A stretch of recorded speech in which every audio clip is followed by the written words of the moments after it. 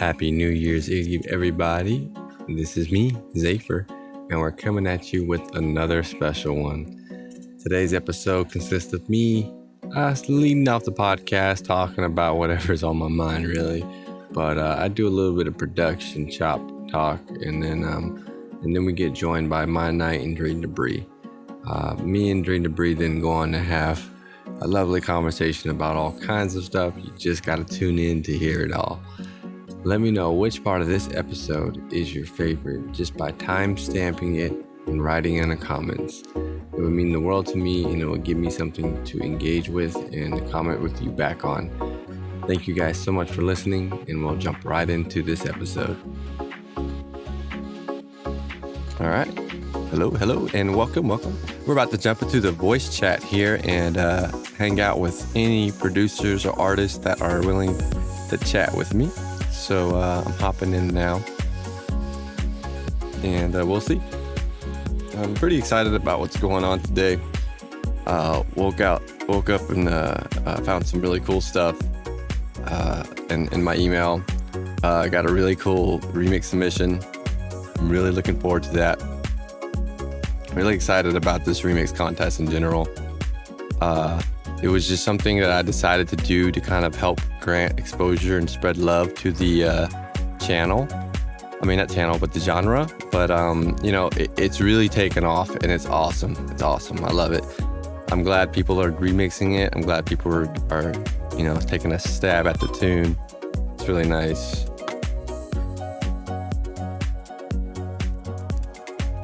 I think one of the things that I want to do is do more of these.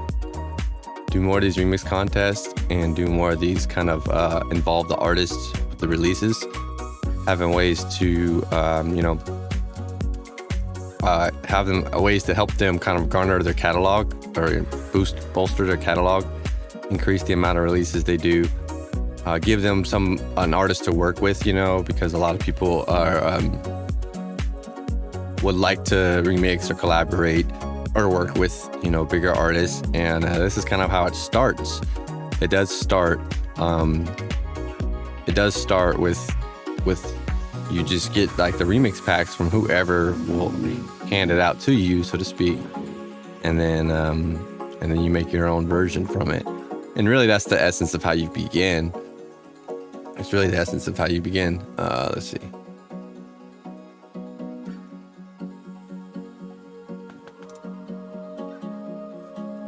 So I think a couple of topics that I want to cover are some of the feelings associated with the genre and the difficulties we face in creating it. And this kind of ties into like the fears and apprehensions we have about producing it. Like, what are some reasons why you wouldn't? Let's see. Ways to support it. How we can engage more, ways to increase your music. Okay. So yeah, we're supposed to have Dream Debris. My Night said he'd jump in. Dream Debris said he'll jump in. And if they do, they do. If not, it's no biggie. It's one of those things. In fact, I need to go ahead and let them know I'm in.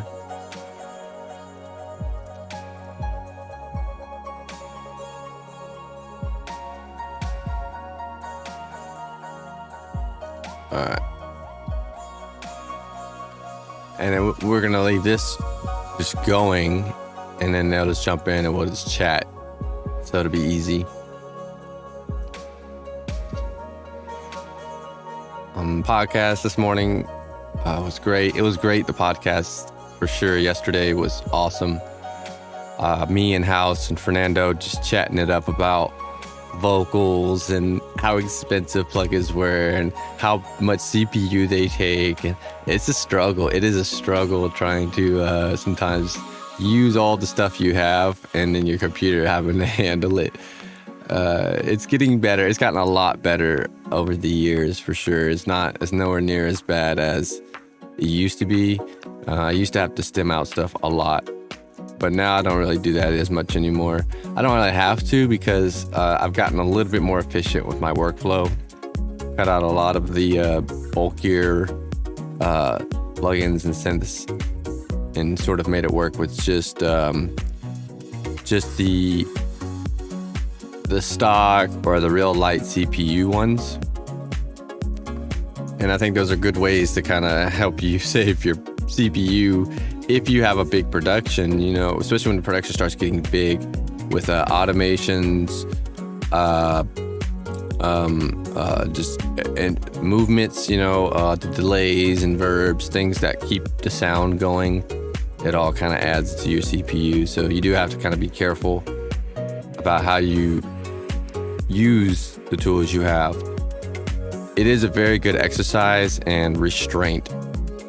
If you think about it, restraint is really the name of the game. If you can learn to work with just a little bit and make it sound good, because a lot of sounds really just need EQ, and that's pretty much it, especially if it's a synth. They don't really need much else unless you want to change the color of the sound, so to speak, or do something specific. Or, you know, it's even though it's a synth, it's still dynamically all over the place. But usually EQ, and then you're probably going to add compression if you're going to like open up the filters and stuff. Usually compression can help you keep it from getting way too loud. Kind of keep it in a range is what I use a compressor for like the synths and things like that. I'll just kind of have it so when I open the filters up, well, the sound gets a lot louder because it's letting a lot more of the frequencies through. And then when that happens, I just to prevent that from happening, there's a couple of ways I address that issue. One of the ways I address it is the compressor, obviously, where you just have the compressor at a certain threshold, and then you have it compressing pretty hard, so you set the ratio pretty decently. But it doesn't have to be like, I wouldn't say super hard, you know. I guess a little bit of, you know, you have to tune it by your ear, but a long release time is probably good too, where it would you don't need it to be like dynamically compressing, you just need the volume itself. So you don't need to get as quiet as like transparent, so to speak, with the compression. Anyways, you do that where it kicks in as the sound reaches past a certain threshold, and then it kind of squashes it down, keeps it from getting too loud in your mix. Another way that I do it is I just automate the volume itself. I automate the volume of the synth itself when I'm opening up the filter. If you ever watch me produce anything live, that's what I'm doing. A lot of times is I'll just automate the volume more than anything else. I don't think that it's really worth, you know, if something's opening up, like if you have a silence patch and you have plucks and you're opening up those plucks and the volume gets louder, like you don't have to go and open up a really like CPU heavy compressor to just reduce the volume into your mix. You can just use a volume automation and just turn down the sound as you're opening the filter, and that will pretty much keep it within your mix range, and you still have, you know, dB control. So you're not like overbearing the sound when you try to open your filters and get expressive with your sounds. That's another. And then another method that I use, the third and final method that I use, is I also when I open filters, I will also have an external like high pass filter on them, and I think this is really cool as well. But you got to be careful with the resonance, absolutely. But I have a high pass filter, and basically, yeah, you know, you high pass it up, or I don't know, it goes up. You high pass it up where the sound fades, you know, into the background. You know, you don't low pass it where it's going lower. You have it where it's going higher, and that automatically like will reduce the overall perceived volume of that synth. And even though it may still be kind of loud, you know, it won't be as jarring as far as like how you're mixing it in, and you can have a little bit of control. So I think a mixture of using automations of like automating the volume, or using another filter on top of what you're cutting off of to help keep things in the mix is a great idea. All right, hey, there's Dream Debris, My Night. Hey guys, how you doing? I was just up here chatting about how you would approach like, you know, when you make chords and stuff, and you're designing, sounds, and you know how you're making a pluck or something, and you have it really low, like with the usual ride is low and it's kind of like plucking in, and then you have like parts where you want to bring it up and open the filter, so to speak, and how it gets like really loud for people. And I was just talking about ways how you can go about making that mix easier into your mix. But they're just Oh yeah. Can you hear me? Yeah, man. How's the thing going? This is Frank Thomas. Yeah, how you doing? Man, chilling. It's a beautiful day. I can't complain at all. That's great. Yeah, I'm at work at the moment, but I'll get out of here pretty soon. But I hope everybody has a good holiday. Oh yeah, man. I mean, it's great. Thanks for jumping in, man, and being a part of the scene. I really like your activity and how you've been commenting, sharing, liking people's posts and stuff. You know, it really means a lot to me as an artist, you know, but I think it means a lot to the community too, you know, that people are... Absolutely. Yeah. Yeah, it's great, man. It's been, I feel like, you know, I've definitely liked the scene for a while. Yeah. Just haven't really dove into it per se. Uh-huh. But recently, you know, I've been impacted with, some of your guys' material. And I'm just like, you know, this is definitely what I want to concentrate on. So I just jumped in, man, and I'm like, nice. I'm just going to go full tilt at this point. That's awesome, man. That was awesome. You know, I saw that video you had that you said you're famous for, and I really actually like that a lot. I was just goofing off. You know, I'm actually a pretty funny guy. At least I think I am. And, that's great. You know, great. Some people get a little thrown off because they're like, man, all this violence. You know, I'm like, I'm not a violent guy. I'm a father of 4 kids. Yeah. You know, I like to goof off a little bit, have fun. No, I didn't get that at all. It was good fun. Yeah, it was just playing around. As an artist, we totally get it, you know? Like, all the producers understand that completely. Oh, yeah, and that's all it was. I was like, you know what? I was just trying to... Like, some people have no idea what I'm talking about. You know, people that don't create music or make electronic music. Right. They're like, you know, what's side chaining and what's this and why does it matter? And I'm like, you know, if you made the music, you totally would get the video and probably laugh your butt off. Yeah. You know? I did. When I saw that, I was like, oh, that's gold. That's gold. I have to like... I've actually been wanting to make a new one. I've actually been trying to make a new one, but, you know, just trying to decide what kind of idea, what kind of approach. You know, I want to make it a little different, but also pertain to the same process, just a little different video. Like a part 2? Yeah, exactly. We'll talk about something different, you know, something like automation, you know, automating your volumes. If your filters are coming up too loud, like that, I don't do that too much, but I've been thinking about doing that. I could see where that would be beneficial in the mix. Yeah, it's just a strategy, you know, like a way of doing it. You know, everybody should develop their own way of solving their mixing problems, you know? Oh, yeah. But you're right, though. Some filters get a little more harsh, you know, as you open them up. They sound good, but you're also... You know, your dBs are going through the roof sometimes, and sometimes different frequencies get a little more harsh. So if you can't cut the harsh frequencies out of that during the volume raise, then try to control it with automation. Yeah, it's why not? An idea. Yeah, it's just an idea that works for me. It's just I think it's the lazy man's way of doing it. To be honest, I think there's probably. I think it's good, man. I mean, honestly, because you're probably going to tweak frequencies too. Yeah. You know, so you're probably doing that and also doing it through volume. Yeah, there's typically that. Pretty cool. Yeah, typically I'm automating volume and I'm automating something else on top of it, you know. In the beginning, I used to have like just one like automation for stuff, pretty much. And it would be just like the filter, you know. And then as I got more experience where I started making it more, I started getting a little bit more bolder with automation attempts. And that really, really helps with like your creativity in the FL Studio for sure, you know, like with the sounds, because a lot of sounds just beg to be kind of automated like that, like just different parameters. They have so much character, you know, so they deserve, you don't have to keep it stock the whole time if you don't want to, like little bit of changes here and there is so, it's amazing. It's the coolest part of electronic music, in my personal opinion. You know, how we could do that. You can make one sound turn from one thing and turn it into a completely other sound, you know, all from the same virtual instrument, so to speak. It's amazing. Yeah. No, that's definitely, you hit it right on the head there. That's the best part about it.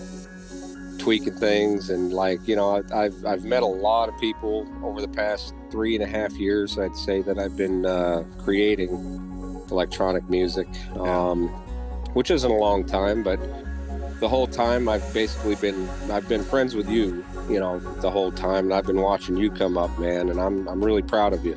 Oh, thanks. I'm proud of where you've taken everything, and you know, you're if anybody's been going full tilt, it's you, man. You know, and I totally I love that. You know, it's great. I love it, man. I want to see the genre get bigger, you know, and I'm not saying we need to blow it out of the sky or anything. It doesn't need to be on the top 40. Right. Because then people will get sick of it, probably. Right, you know. right. It's it doesn't need to be that mainstream, but it'd be nice if there was more like this public recognition. You know, it needs attention, man. Yeah, that's all, man. And let's just have fun and make music. Right, and we need to be able to get together and like enjoy it with each other. That's my big thing. Like I don't care about charting. I don't care about like having Madison Square. You know, like it's not that big of a deal. I want us to all be a community if we want to be. You know, because it's like, hey, you got the you know, like the dubstep communities and the rave communities where, you know, like they all are in that group for the similar thing. Like, hey, we want to go to a rave and chill. So I was like, you know, we need one for melodic progressive house where we can all kind of have the same vibe, you know, like we just want to come and chill, talk about our style, our genre, our music, talk about whether it is melodic progressive house or not, you know, like argue about it. Like we need that space, you know, and it doesn't need to be mainstream for us to have that. We don't have to be mainstream to create that for each other. And the thing about what makes it mainstream is just like, well, over the years, we keep doing what we're doing here. It's going to get whatever national attention it's going to get, or worldwide attention, you know, like we just keep showing love and promoting the genre and being a part of our community. And, you know, like it starts with one person. It starts with one person who's like, hey, I really like this music. I like this community. I want to help this community. You know, like you wake up to help it. You're not just consuming from it. You know, like you're not just looking at all the stuff. You're participating. Like my night for sure. Like he just stepped up with the Discord server. You know, like he just made all the stuff. I'm over here like telling him to do this, that, and the other. Like just straight to the point. He's just doing it. Like, you know, like that's what I'm talking about. Like people are at least doing something for the scene, and that's what I want. And I like, it's not just for my career as a music artist, it's for this music, man, because I love it. I think I want to go to an event like where these are the featured artists. You know, I don't want to see Marshmello and all those other guys. I want to see, you know, Roald Belden and Mark and Lucas and Lumadelic. You know, like I want us all to be together and hang out, and they're playing on the beaches and stuff. You know, like that's what I want. Oh yeah, that's it, man. That's the way to go. Yeah, well, and it's just it's really beautiful music. You know, and there's a lot of like haters, and there's you know, naysayers that say it's just not a genre, and you know, and honestly, it seems like we even have some members in a few of our groups that what I see is they're just calling things out. Like, well, what does it fit into? Is it this? Is it that? Well, I think it's a blend of a lot of different electronic music genres. You know what I mean? It's not too hard. For one, it's not that hard. Yeah. It's pretty soft. It's a little slower normally. Right. It lets people really open up with the details. You can kind of like really paint the picture. Okay. Like, you know, a little prettier, basically, in my opinion. Yeah. Yeah. And I think it's just, you know, once you learn how to create in a little slower tempo, if you're used to doing like a bunch of bangers, you know, you can really come out and really make some nice stuff. I mean, I'm not knocking any other kind of music. Don't get me wrong. I'm an old trance head, you know? Yeah.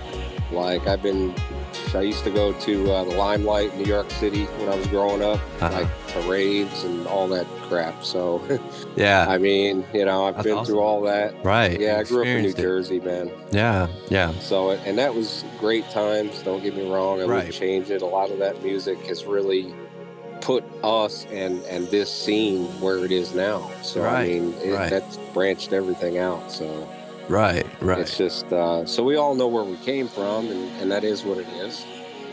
But you know, I mean, melodic progressive house is something. There's guys that create it that I talk to that seem like they don't really want to be part of the scene.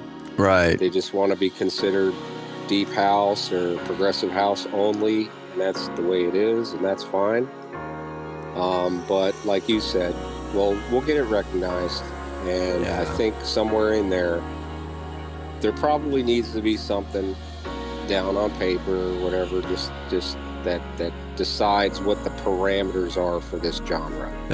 Oh yeah. And it seems like we try to clarify that. Uh-huh. But, you know, I think everybody wants an exact, has to be this many BPMs. It has to have this kind of sound. It can't have that kind of cymbal. You know, it's just like so many details. I know, it's so hard. That's why genre discussion is difficult, you know, but the thing about it seems like some people get mad over it even, you know, and I'm just like, man, just let it be what it is. Right. Let's grow it. Right, you know exactly. Like, we don't have to be so technical about it, like, in my opinion, because for me, melodic progressive house is, of course, it has like the deep house elements, the melodic house, but it's a vibe, man. Like, it's a journey. Like, it's the unfolding of a story in the melody. Like, it's not just the genre itself, you know, like it's kind of like a feeling, you know, like the way the music makes you feel is a big part of it. It's not just, you know, a banging tune or a dancing tune. Like, it really takes you the opposite direction and makes you kind of be more introspective, look inwards, you know. It's more of like a meditation, a study of the inner self, you know. And that's I agree with you. I think we need to clarify that with the population, let them know, like, hey, even though we are progressive house, we have the same elements, you know, we're more chill side of the diamond, you know, like we're on the slower side, we're on the more melodic exploration side. So yeah, we slow it down to explain the melodies more. It's a lot less about just grooving you to the end, you know, but we still have those grooves, you know, like it's still there. So we're not gonna be like, well, it's not progressive house, it's melodic progressive house. You know, it's just like, hey, it's just a more melodic version, and that's why we call it that, because it's still different than what normal progressive house is or normal this is, you know, like it has its own variety, you know, an own style within it. Like, I'm probably the slowest melodic progressive house producer out of everybody, you know. I get down low too, but you know, not most of my stuff's probably around 124, 126 sometimes. It depends on, like, you know, the loops and or whatever you're using for your you know, your top end on the drum beat. It's sometimes it doesn't sound good at 124, sometimes it doesn't sound good at 126. So it's just like, well, or to turn into a banger, you know, and you're just like, no, you know, I got to tone that down a little bit. It's too fast for the track.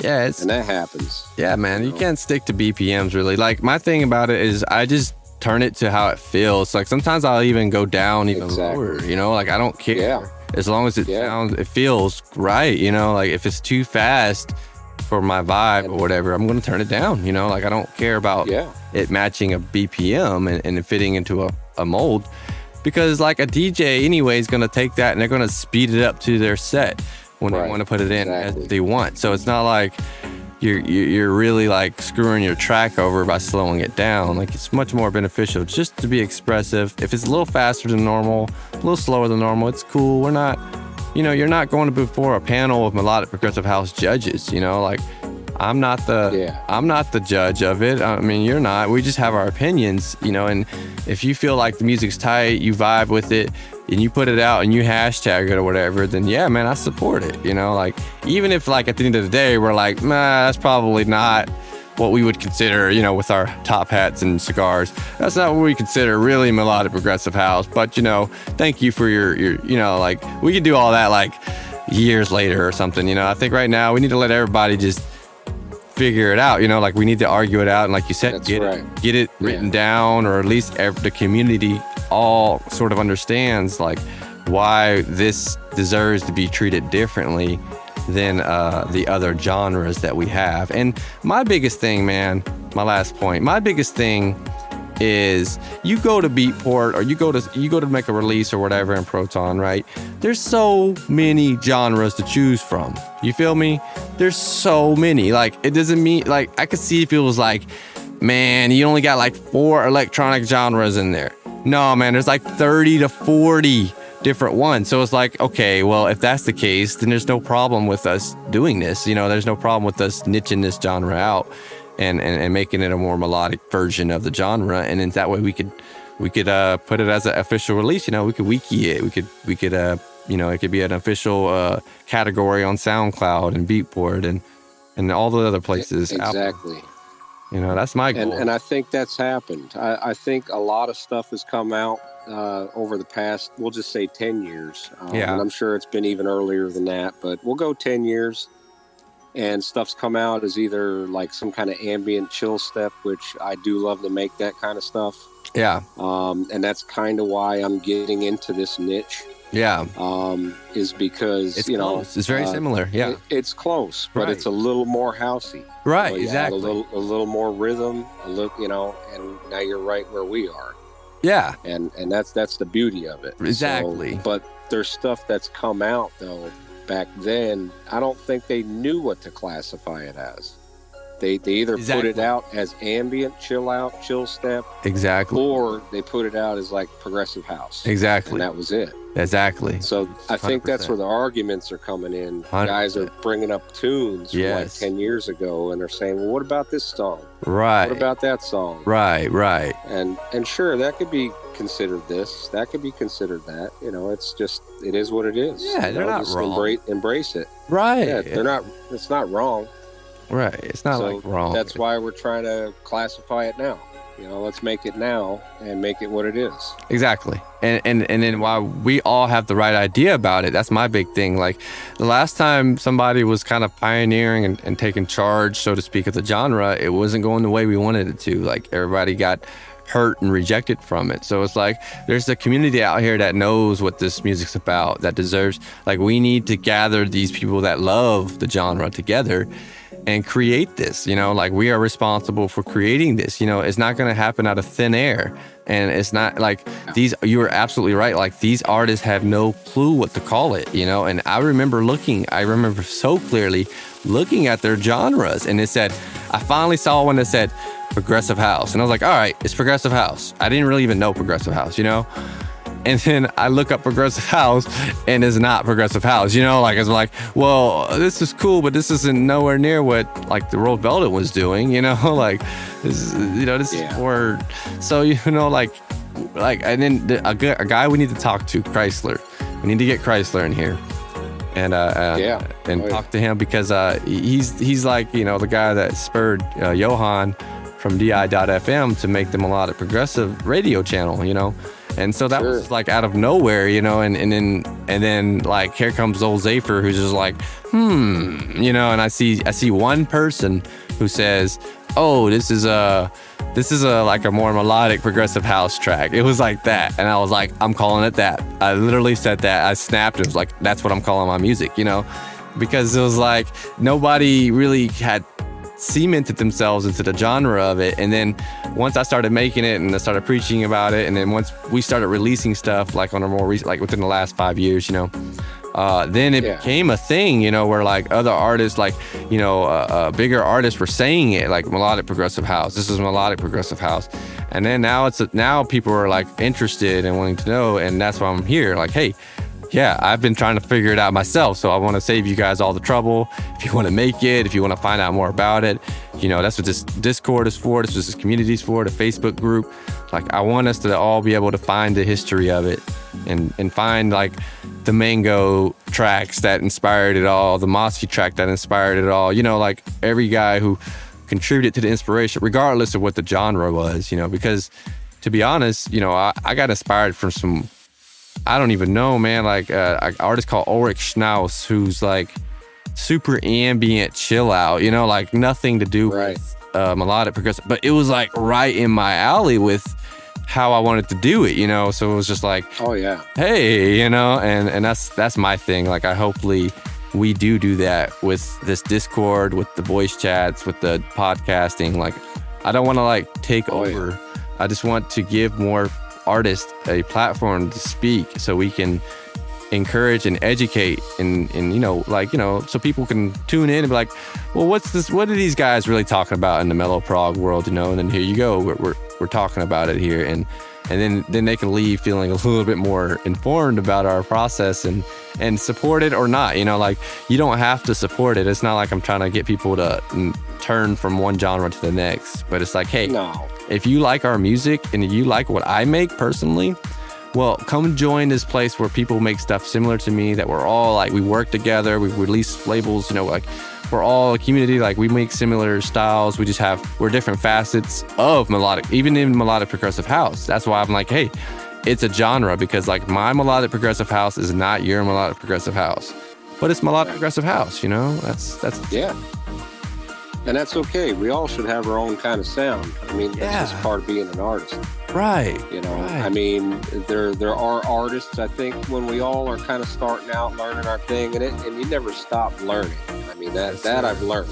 Yes, sir. You don't stop learning. There's always tweaks. There's always new plugins. There's always new programs. There's new, techniques. Right. It's just something you never stop learning. And once you think you know it all, then, you really don't. Nobody knows it all. And I think even the pros would say that. Yeah, it's true, man. They're learning something different, and that's why they're there. They're there because they've tried to just keep getting better and better, and however they develop their sound. Oh, that's okay. It's a process, that's man. But everybody has like sort of not an idol, but another artist that they emulate, or want to sound like. Yeah. But it is important to try to have your own sound, Right. Well, I think everybody does develop into their own sound. Exactly. It kind of happens. I was going to say that. Exactly. Yeah, it does happen. Right. And that's what I've learned. Like, because I've made the chill step, I've made ambient, and I'm still going to make that kind of stuff for fun on the side, whatever. But my main concentration right now is to try to, take the melodic progressive house. Let's go. Just make that my baby and my concentration, and we need to put it on the map. Yeah, I agree completely. And I'm going to. And it's just because there is a lot. Like, I'm not making fun of like anybody that's out there doing this for a living. Different kind of genre, whatever. If you make music, that's great. Music's an art, fabulous. I'm all for it. I like all kinds of music. I like rock, heavy metal. Like yesterday I'm listening to Fear Factory, Typo Negative.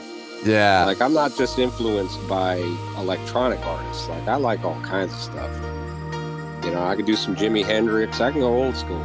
We could do that. Some Bob Marley. Bring it on. Yeah. So, like, I'm all about the music. So, but I will tell you that this is definitely a beautiful genre, and I appreciate everything all you guys are doing.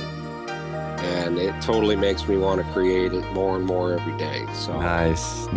I'm happy, man. I'm trying to help out. I mean, I'm a noob, but I'm trying to stand up and help people out that have questions that maybe I have feedback for them. I've been trying to give a lot of feedback and just try to help out, try to help our groups out. I'm an admin on the Facebook page, and I'm also pretty involved in on the Discord. So and I try. I'm trying to do my best. I work like 60 hours a week. So I don't do it full time. I wish I could. I just can't right now. That's all right, man. You're doing what you can. But I'm trying to do everything I can, man. Anything to help the scene, help you guys out. You guys have helped me out a ton. Like, I'm loving it, man. I'm loving the love. Right. It's about that, man. It's about showing love. And honestly, if this is something that you want to do as a career, you have to understand that quickly, like, especially in 2021, we need to you got to be super supportive of not just what you're doing, but other people in your scene, because that's what gets you even more support as well. Like, it compounds, so you want to increase your reach, start increasing other artists' reach, like start increasing other people as well. Like, use them as a way to help promote everybody. And then what happens is it just the love spreads, because then they get a little love. Oh, yeah. They're retweeting, they're resharing. Like, for example, yesterday I tuned into Axsound's live. He had a live 2020 year mix, right? And I didn't tune into it live, but I saw it on YouTube. I saw it on YouTube, and I watched like 30 minutes of it while I was like doing stuff, making stuff. And he said something. He was like, it was this music. He was just spinning his new tunes, but he said something like, I spent so long on this project, or he said so many hours was put into this project, but it was so worth it. And he like spun a tune. It was a banger, and I quoted that and threw it on Twitter because I was like, like that's an artist right there. Like an artist says that right there, where he's like, it's so worth it, like so many hours. And I just love this, how it all turned out, And I quoted him and added him, and he was like, thanks, man. And he retweeted it, and like other people liked it. And it's like that. Like, I actually listen to his content. I'm not just trying to clout farm off of him, or anybody. But it's like anybody who's posting something that's relevant or I appreciate, meme or music or, I support it. I want to show you that I support it. And I have to, in this day and age for social media, how do you show support? Well, the basic fundamental, you just like and share and comment on it, like say whatever. Exactly. You share it, and it doesn't matter if it's, like whatever, like it's just, it helps that artist or that guy.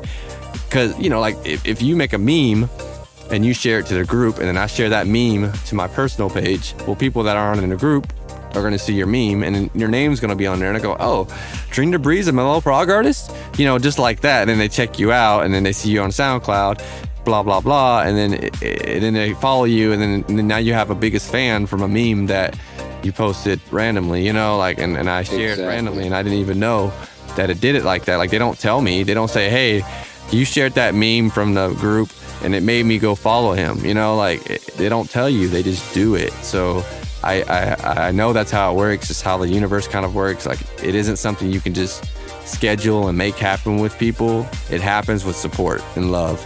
That's how you grow.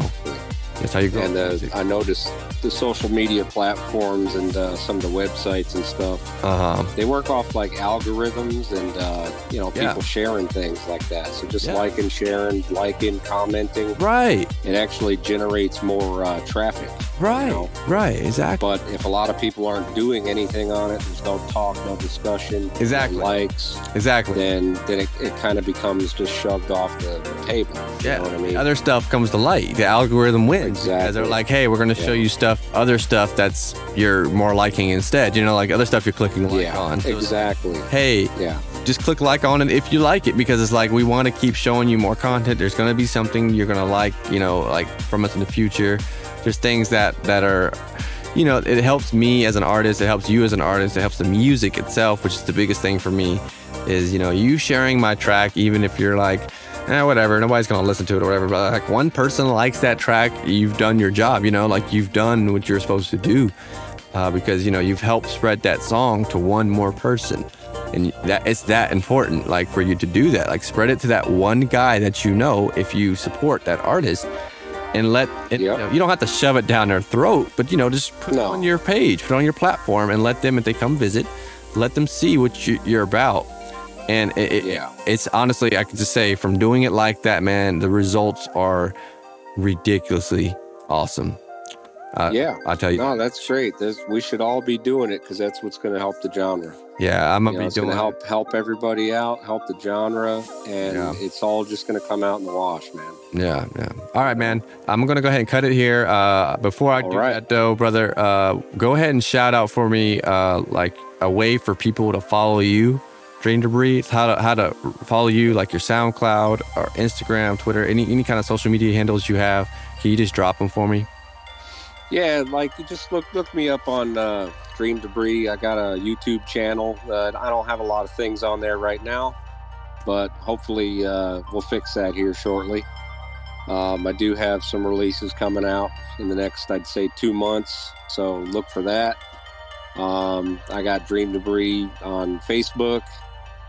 You could email me if you want at dreamdebris1@gmail.com. And I also have a Spotify. So just look up Dream Debris on Spotify. You'll see me there. Nice. Thanks, man. Thanks. Okay. I will copy those links for you, and I'll put them in the episode. My Night House. I see you guys in the voice chat. Thank you guys for coming and hanging out, man. Mad love. Dream Debris, man. Thanks so much for the talk. I appreciate you so much, brother. I'm grateful for our conversation for sure. I will get this all edited. Great. And we will reconvene again soon.